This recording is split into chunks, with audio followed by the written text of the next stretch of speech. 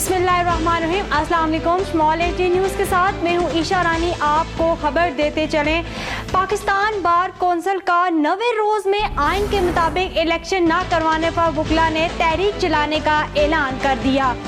Pakistan bar council की executive committee ने आज इलेक्शन कमीशन ऑफ पाकिस्तान का नई हल्का बंदियों की वजह से इलेक्शन में ताखीर के मामले पर सख्त एलामिया जारी किया है।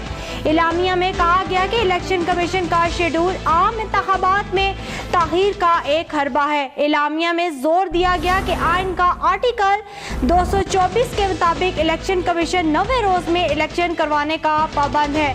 आपको एक बार फिर बताते चले, पाकिस्तान बार कौंसिल का 90 रोज में आइन के मुताबिक इलेक्शन न करवाने पर वकला तहरीक चलाने का ऐलान कर दिया।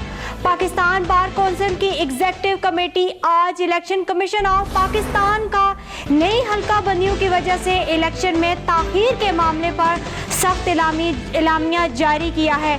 एलामिया में कहा गया कि इलेक्शन कमीशन का शेड्यूल आम इंतखाबात में ताखीर का एक हरबा है। एलामिया में जोर दिया गया कि आइन का आर्टिकल 224 के मुताबिक इलेक्शन कमीशन 90 रोज में इलेक्शन करवाने का पाबंद है।